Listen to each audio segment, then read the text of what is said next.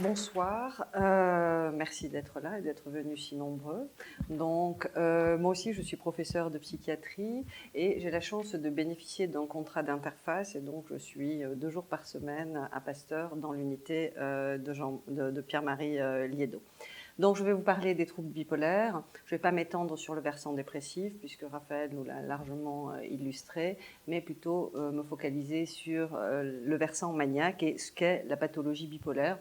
J'ai pris un plan assez facile et l'idée, c'est d'ouvrir sur des perspectives pour pouvoir ouvrir une discussion. Alors, les troubles bipolaires, en fait, c'est les patients qui présentent un trouble bipolaire vont présenter des phases dépressives sans qu'il y ait forcément d'éléments déclenchants, mais ils vont présenter aussi des phases d'exaltation maniaque, et c'est ce que nous avons vu avec l'illustration de Richard Gere, là, qui, à un moment donné, va sur scène et est complètement embarqué par ses émotions et a une désinhibition totale, et effectivement va conduire l'orchestre dans un état de désinhibition. Donc, des phases d'exaltation maniaque, quand elles sont suffisamment sévères pour altérer le fonctionnement ou conduire à l'hôpital, on parle de phase maniaque, et ça permet de définir le trouble bipolaire de type 1 qui correspond à ce qu'on appelait avant la psychose maniaco-dépressive. Il existe d'autres troubles, en fait, où on va avoir des épisodes dépressifs tout aussi sévères, mais associés à des épisodes d'exaltation qui sont de moindre sévérité. Ce sont des hypomanies, ce sont les mêmes symptômes, mais la symptomatologie est atténuée et pour les patients, c'est extrêmement difficile de repérer qu'il s'agit de situations pathologiques en fait, parce que certains patients fonctionnent mieux en fait, et on va voir de quelle manière.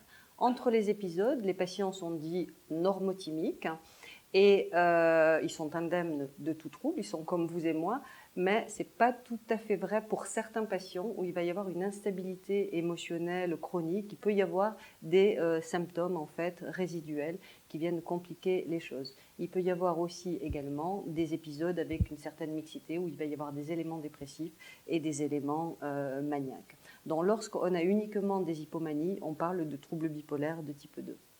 Alors, les diagnostics, juste pour vous définir ce qu'est un épisode maniaque, illustrer un peu ce que vous avez vu avec le comportement de Richard Gere quand il arrive sur scène pour faire le chef d'orchestre.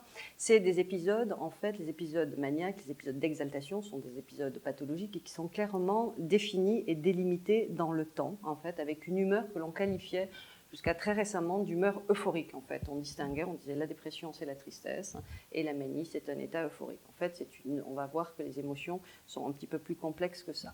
Alors ensuite, si on prend les classifications habituelles, celles du DSM, vous en avez déjà entendu parler, on a cette période délimitée dans le temps, effectivement, avec une humeur particulière, et puis une liste de symptômes qui sont associés. Alors je vais essayer, pour rendre les choses plus vivantes, et puis parce que ça me paraît plus adapté, d'essayer de décrire les choses d'une autre façon, en fait. Alors comment sont les émotions dans un épisode maniaque? En fait, les patients maniaques ressentent les émotions de manière beaucoup plus forte, ils ont une hyper-réactivité émotionnelle, ils ont des réponses émotionnelles disproportionnées.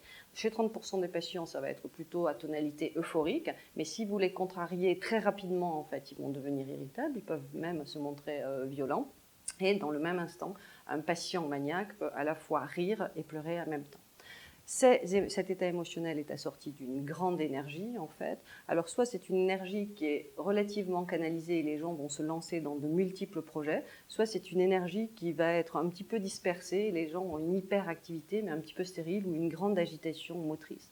C'est assorti aussi d'une grande motivation, les gens ont envie de faire des choses et c'est vraiment le pendant, c'est l'inverse de ce qui se passe dans la dépression où la plupart des patients disent je n'ai plus envie en fait, il n'y a plus le moteur de cette envie et donc là ils vont avoir envie de plein de choses et ils vont aussi aller rechercher plein de plaisir. Alors plein de plaisir ça veut dire plus faire la fête, prendre, s'alcooliser un petit peu plus, prendre plus de toxiques, avoir parfois des conduites sexuelles à risque, parce que c'est assorti d'une libido un petit peu plus importante, c'est les fameuses dépenses excessives, en fait, donc c'est se faire plaisir. Les cognitions, en fait, autant dans la dépression, et ce que nous a bien montré Raphaël, ce ralentissement, cette difficulté, en fait, à mémoriser les choses, là, dans la manie, les choses s'accélèrent, et c'est très jouissif pour les patients.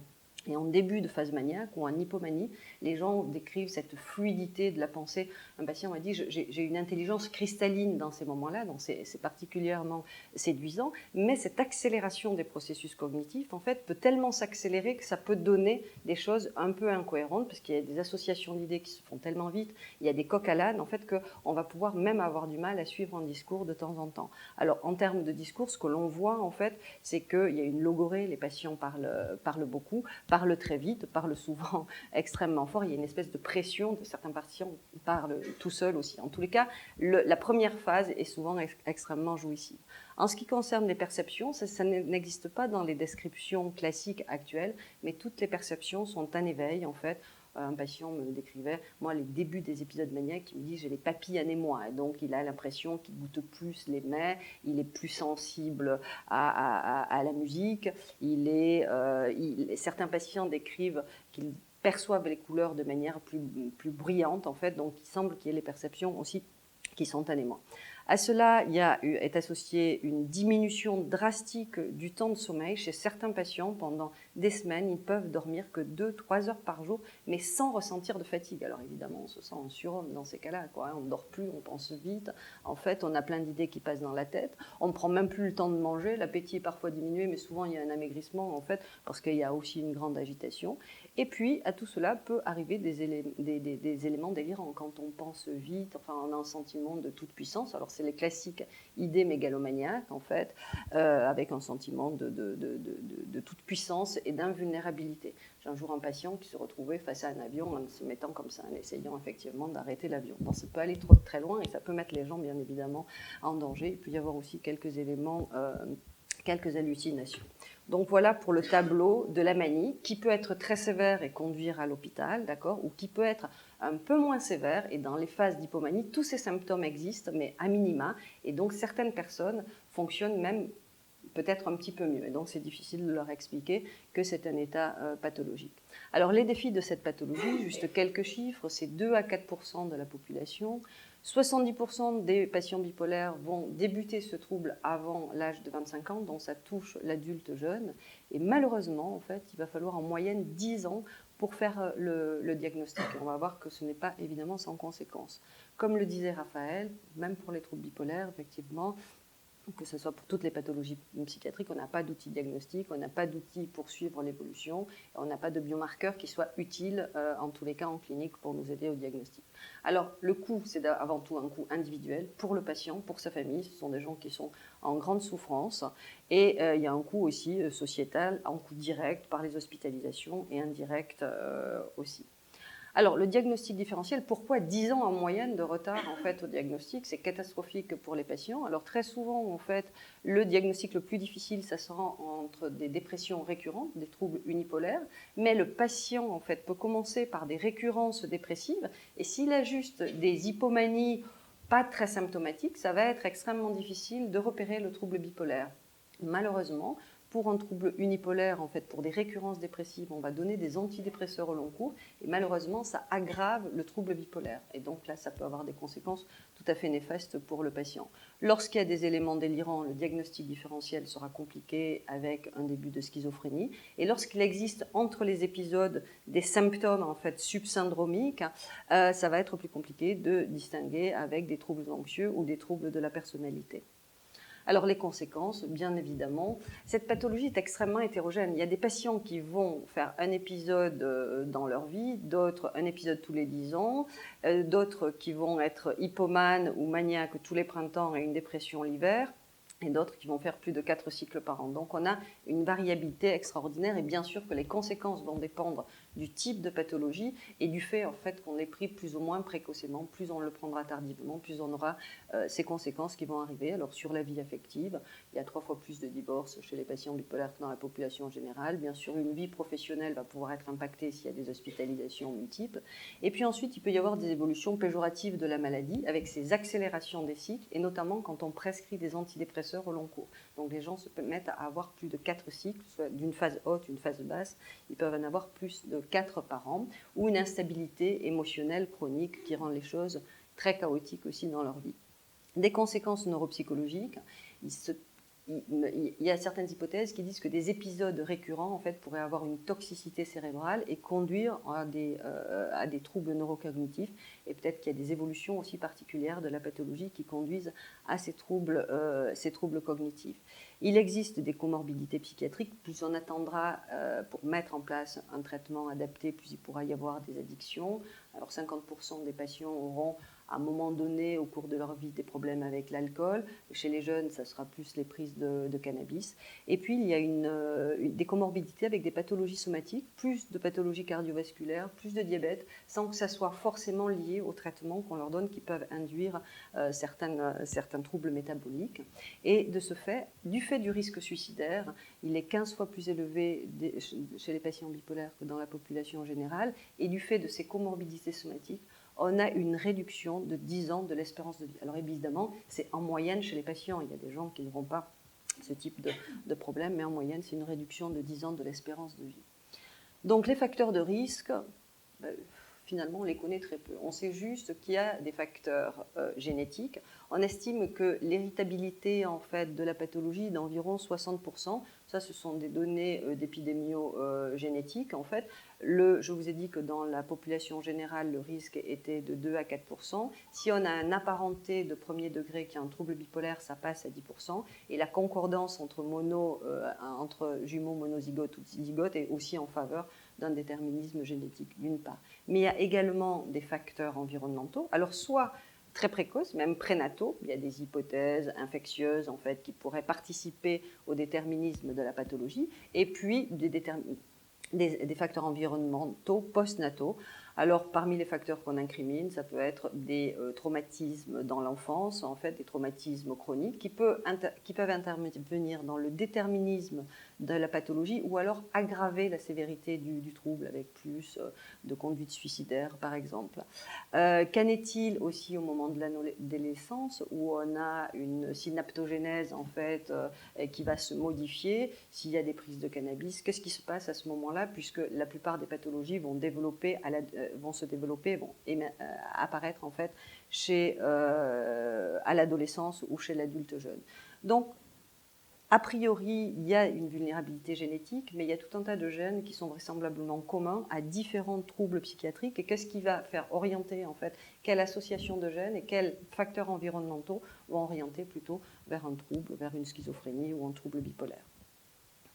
Les traitements, alors avant tout, un patient bipolaire doit être suivi en psychothérapie. Toutes les formes de psychothérapie peuvent être utiles à un moment donné, mais en tous les cas, il y a des psychothérapies qui sont plus focalisées sur certains symptômes. Je ne vais pas m'étendre sur les psychothérapies. En ce qui concerne les traitements pharmacologiques, oui, un patient en fait, qui a des récurrences dépressives, on va devoir mettre en place un traitement au long cours. C'est ce qu'on appelle un thymorégulateur pour éviter la récurrence de ces troubles. Le chef de file, c'est le lithium, en fait, qui permet de stabiliser qui permet de diminuer en fait, les récurrences. On peut utiliser aussi des anticonvulsivants ou des antipsychotiques.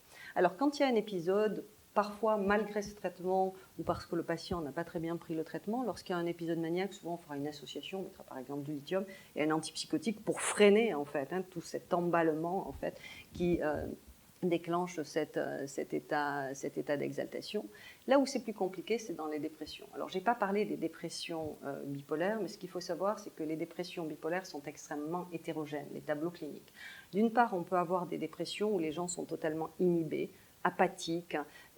C'est au-delà de la tristesse, ils ont une espèce d'indifférence, ils ont même du mal à ressentir les émotions. Et dans d'autres cas, on a des dépressions avec des éléments que l'on appelle des éléments de mixité, où il y a des éléments en fait de tension interne, des émotions extrêmement fortes, les processus cognitifs ne sont pas ralentis, et donc on a des tableaux et des variations extraordinaires dans ces tableaux dépressifs. Et en face, ce que l'on a, c'est qu'on a plein de molécules qu'on peut utiliser pour traiter ces dépressions. Et les patients bipolaires, on peut donner soit un thymorégulateur pour traiter la dépression, soit un antidépresseur, soit un antipsychotique atypique, soit même un agoniste en fait dopaminergique. Donc on va avoir des traitements qui ont des mécanismes d'action extrêmement différents et voire opposés. Et parfois, dans certaines dépressions, et vous en avez souvent entendu parler, quand on donne une dépression, et Raphaël nous l'a bien montré, en fait, on peut avoir un effet où le patient s'améliore en fait et se retrouve lui-même. Chez certains patients bipolaires, quand on donne des antidépresseurs, on peut aggraver la dépression. Donc c'est un challenge quand même très important pour le médecin, ce d'autant plus qu'on n'a pas de caractéristiques, vraiment les guidelines ne nous aident pas pour faire le choix des traitements en fonction des profils de dépression. Donc, ça va faire un petit peu le lien avec les perspectives. Qu'est-ce qu'on pourrait faire en fait en psychiatrie ou à l'heure actuelle? Quelles sont les pistes en fait pour essayer de mieux comprendre cette pathologie où on a des hauts, des bas? Donc, ça serait plutôt de développer une approche dimensionnelle pour mieux comprendre la physiopathologie. Alors, l'idée serait peut-être que les psychiatres finalement fassent un pas vers les neurobiologistes et plutôt que de faire comme le fait le DSM à l'heure actuelle en donnant des listes de symptômes, en fait, par exemple, faire des dépenses excessives, ça va être difficile à évaluer chez un animal, effectivement, mais si on essaie de regrouper les symptômes en dimensions, dans des composantes comportementales dont on sait qu'elles sont reliées plus ou moins à des parties, en fait, du cerveau, donc ça peut être la régulation émotionnelle, les troubles cognitifs, en fait, la motivation, et de pouvoir développer à quoi va nous servir. Alors, pour l'instant, les classifications actuelles servent à la fois à la clinique, à la recherche. Si on va vers une approche dimensionnelle, l'idée serait de trouver des dimensions comportementales simples qui vont varier du normal au pathologique, c'est-à-dire par exemple le sommeil, en fait, est-ce que vous avez un sommeil correct, comment vous arrivez à réguler vos émotions, comment est votre motivation, de pouvoir regarder comment ces dimensions vont se modifier en fait dans différentes pathologies. Comment ça se fait que certains patients vont faire uniquement des dépressions, c'est-à-dire vont avoir tendance à se ralentir, à un moment donné à être inhibés, à avoir une perte de motivation, à ne plus arriver à penser. Et chez certains patients, on a ce pan, mais on a aussi l'inverse en fait, où tout s'accélère. Et donc, qu'est-ce qui fait qui rapproche en fait, quelles sont les choses que l'on va pouvoir trouver dans toutes ces pathologies et ceux qui existent uniquement dans certaines pathologies.